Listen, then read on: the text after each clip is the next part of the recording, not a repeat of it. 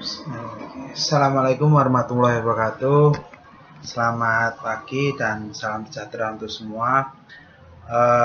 Pada kesempatan kali ini saya akan menjelaskan tentang mata kuliah rangkaian listrik ya. Dimana mata kuliah rangkaian listrik 2 ini kita akan mulai ke pertemuan 10 atau setelah UTS ya. Oke, untuk menyingkat waktu saya lanjutkan saja. Mata kuliah kita kali ini materinya yaitu tentang RLC paralel. Kalau yang kemarin sudah kita bahas tentang RLC seri, sekarang adalah lanjutannya yaitu rangkaian RLC paralel. Oke, rangkaian RLC paralel. Sebelum ke materi kita bahas dulu apa itu rangkaian seri ya. Rangkaian seri itu modelnya seperti ini ya. Oke, saya rubah dulu pointer ya. Oke. Jadi rangkaian seri itu seperti ini ya.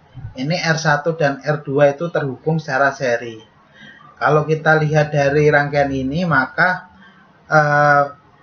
bisa kita lihat bahwa arus di dalam rangkaian seri itu nilainya sama. Makanya alat ukurnya atau ampere meternya kita pasang satu aja di sini. Kemudian tegangan pada R1 dan R2 itu mempunyai nilai yang berbeda. Sehingga VR1 dan VR2 itu kalau nilai resistansinya berbeda, maka nilai VR1 dan VR2 itu juga berbeda.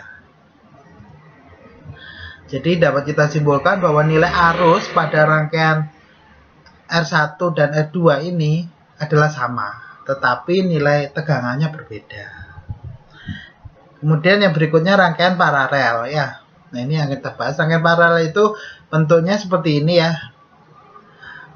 R1 dan R2 terhubung secara paralel. Nah, kalau di paralel tegangannya itu sama. Jadi VR1 dan VR2 itu sama. Kemudian yang membedakan di sini adalah arusnya. Maka di sini arusnya atau I1 dan I2 itu berbeda nilainya jika nilai resistansinya berbeda. Gitu. Nah, walaupun di sini nilai resistansinya berbeda, tapi kalau tegangannya pasti akan sama. Jadi prinsipnya itu ya. Jadi tegangan di dalam rangkaian paralel nilainya sama, sedangkan arusnya berbeda. Kalau nilai resistansinya beda. Itu dasarnya dari situ dulu ya. Nah, kemudian bagaimana sih rumus dasar seri paralel ini review ya. Seri itu seperti ini ya. RS saya katakan rangkaian seri sama dengan R1 ditambah R2. Kemudian rangkaian paralel itu R1 dikalikan dengan R2 per R1 plus R2. Ini rumusnya. Nah, sekarang kita masuk yang kita pelajari mana di sini ya.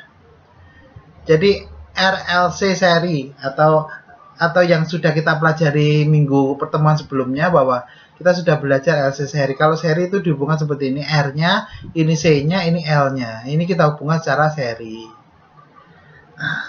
Nah, kalau seri, maka Z totalnya itu adalah R sama dengan JXL min XC ya.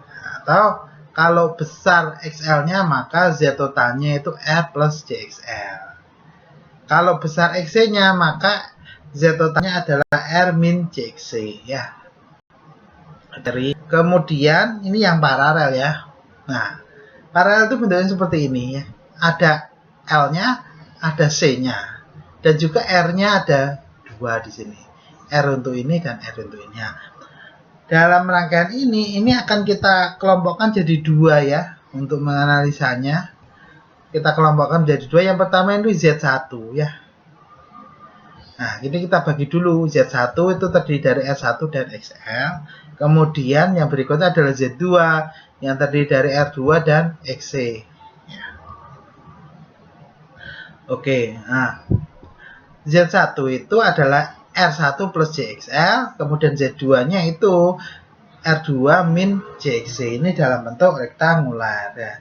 Sehingga kalau Z totalnya maka Z1 kalikan Z2 per Z1 plus Z2.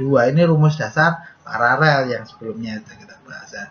Nah, langkah kalau nilai resistansi biasa nggak ada masalah, tapi kalau ini adalah nilai real dan ini imajiner lah, bagaimana itu penyelesaiannya ya. Langkah untuk membuat rangkaian itu atau penyederhanaan itu sebagai berikut. Yang pertama kita kelompokkan ya menjadi dua buah rangkaian, yaitu Z1 dan Z2 sudah kita kelompokkan itu. Kemudian ubah Z1 dan Z2 dalam bentuk rektangular ke dalam bentuk polar ya. Kalau yang ini dalam bentuk rektangular, kita ubah dulu ke dalam bentuk polar nantinya ya. Caranya bagaimana, lihat di catatan sebelumnya. Kemudian yang ketiga adalah gunakan persamaan rangkaian dasar untuk menyederhanakan rangkaian. Nah ini rangkaian dasar paralel itu kan seperti ini ya. Nah ini untuk menyederhanakan rangkaian. Untuk mempermudah perhitungan maka pada bagian atas menggunakan bentuk polar ya. Ini nanti yang atas di sini ini harus dalam bentuk polar ya. Dan enggak sebetulnya ya. Nah ini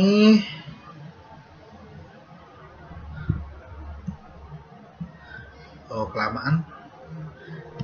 Jadi yang atas itu nanti di sini bentuknya adalah polar, kemudian yang bawah adalah rektanguler. Untuk apa? Nanti kita akan lihat di contoh soal. Yang kelima, jika didapat bentuk bilangan real dan imajiner, ubah ke dalam bentuk polar semua ya. Nanti di bagian akhir harus Anda rubah ke dalam bentuk bilangan polar semua. Karena apa? Karena di sini adalah operasi pembagian di akhirnya. Setelah ini dikalikan, setelah ini dijumlahkan, kemudian hasil akhirnya itu adalah atas dibagi dengan bawah. Oke, atau secara gambar bentuk awalnya itu rangkaian seperti ini ya. Nah, ada R1 XL, R2 XC, atau ini Z1 dan Z2. Kemudian akan kita sederhanakan menjadi seperti ini ya ilustrasinya ya. Nah, jadi Z di sini mengandung unsur bilangan real dan imajiner. Ini Z2 juga sama ya. Kemudian setelah kita sederhanakan, bentuk akhirnya nanti harus jadi seperti ini. Nah, sama seperti yang kita menyelesaikan persamaan rangkaian resistansi yang pada umumnya ya. Harus jadi seperti ini ya. Ini Z total. Z total di sini ya mengandung bilangan real dan imajiner. Nah, langsung aja ke contoh soal ya. Contoh soalnya, berdasarkan gambar di bawah ini, tentukanlah impedansi total rangkaian atau ZT dalam bentuk rektangular dan polar. Ya, ini arus totalnya.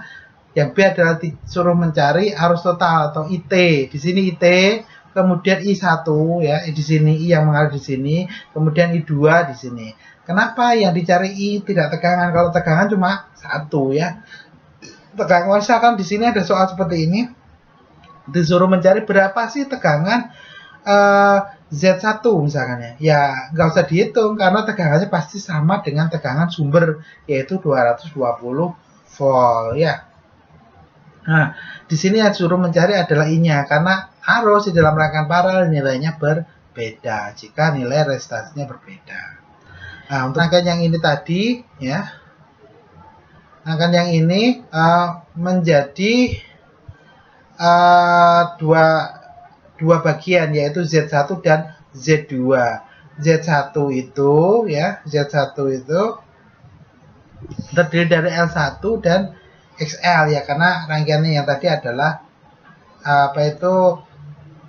kapasitansi, kemudian induktansi, maka dia adalah XL. Nah, ini penyelesaiannya Z1 sama dengan 10 plus J15. Ini digunakan persamaan itu ya. Ini bentuk rektangularnya, kemudian kita rubah ke dalam bentuk polar seperti ini ya. Ini dalam bentuk polar sehingga ketemu nilai R dan sudut theta. Nah, kita masukkan persamaan, ketemulah ini 18,2 sudut 56,3 derajat ohm ya, karena dia impedansi. Kemudian Z2 sama, karena Z2 ini adalah kapasitansi, maka R2 min JXC. Ini adalah bentuk rektangularnya, kemudian ini bentuk polarnya ya. Sesudah itu maka Anda cari dulu, Anda cari rangkaian paralelnya. Nah, ini rumus dasarnya paralel bahwa Z total adalah Z1 kalikan Z2 per Z1 plus Z2. Maka ini Z1-nya ya. Z1-nya seperti ini tadi. ini Z2-nya, kemudian ini Z1 plus Z. Ini menarik. Di sini harus dalam bentuk rektangular supaya mudah. Kalau bentuk seperti ini semua, lah kesulitan nanti ya. Karena penjumlahan bilangan polar agak sulit ya. Polar biasanya digunakan untuk operasi perkalian, pembagian, itu lebih mudah. Kalau rektangular itu mudah dioperasi penjumlahan, pengurangan, itu rektangular. Sehingga yang atas karena operasinya ada perkalian, kita buat dalam bentuk polar. Nah, bagaimana kalau ini perkalian? Ini perkalian tinggal ini aja, ini dijumlahkan. Yang real dengan real dijumlahkan, yang sudut dengan sudut itu yang real dengan real ini dikalikan ya. Ini dikali ya. Kemudian yang sudut ini dijumlahkan karena dia perkalian. Kemudian kalau yang bilangan yang di bawah itu dalam bentuk rektangular, maka yang real dengan real ini dijumlahkan, ini juga ini dengan ini dijumlahkan aja. Ya, yang imajiner dengan imajiner dijumlahkan. Sehingga ketemulah seperti ini ya. Nah, ini kan 18 kali 32 ketemu 576, bla bla bla, terus kemudian sudutnya ini kita jumlahkan sehingga sudut, karena di sini positif, di sini negatif, maka sudutnya ketemunya positif 4,96. Terus kemudian ini dengan ini kita jumlahkan, maka ketemulah 30 karena 10 tambah 20 ya 30, ini 15 ditambahkan dengan negatif 25 ketemulah 10. Nah, terus kemudian dari sini, nah ini masih sama, yang di bawah ini dari sini ke sini, ini kita ubah dulu ke dalam bentuk polar. Kenapa? Karena kalau ini polar, ini rektangular, nggak bisa dilakukan operasi pembagian. Oleh sebab itu kita rubah dalam bentuk polar. Seperti ini bentuknya. Nah, baru kita bisa lakukan operasi pembagian. Yang ini dibagi ya, yang real dibagi, kemudian yang sudut ini kita kurangi. Sehingga hasil akhirnya ZT-nya adalah ini, 18,24 sudut. Nah, ini. Dari ZT itu,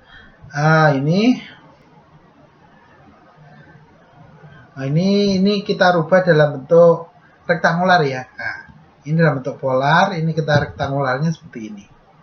Oke, setelah itu baru mencari yang B ya. Yang B adalah arus. Arus itu dapat dari I sama del VZ per ZT. VZ-nya berapa? 220, sudut 0 derajat ya untuk acuan. Kemudian ZT-nya tadi sudah diketahui 18,24. Sudut 23,39, sehingga ketemulah ini ya, yang ini dibagi, kemudian yang ini dikurangi, sehingga ketemulah ini ya.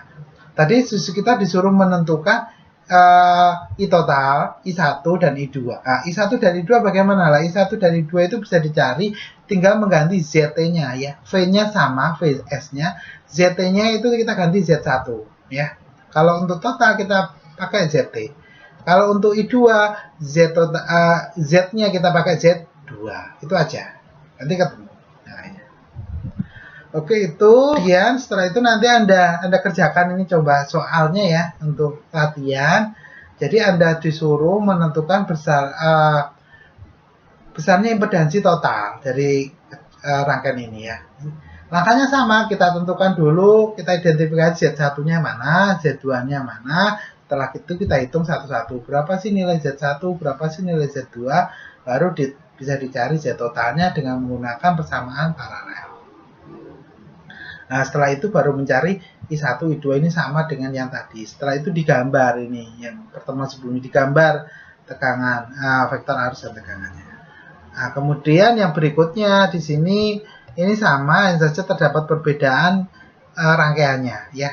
Nanti Anda coba selesaikan itu bagaimana. Nah, ini juga ya, ini juga sama tapi beda rangkaiannya, coba Anda selesaikan bagaimana. Oke, itu jadi yang bisa saya sampaikan. Nah, nanti kalau ada yang ditanyakan bisa ditanyakan di grup ya, di Google Classroom. Kemudian Anda kerjakan nanti tugasnya, Anda upload juga di Google Classroom ya. Oke, mungkin itu dari saya. Kurang lebihnya saya mohon maaf. Assalamualaikum warahmatullahi wabarakatuh.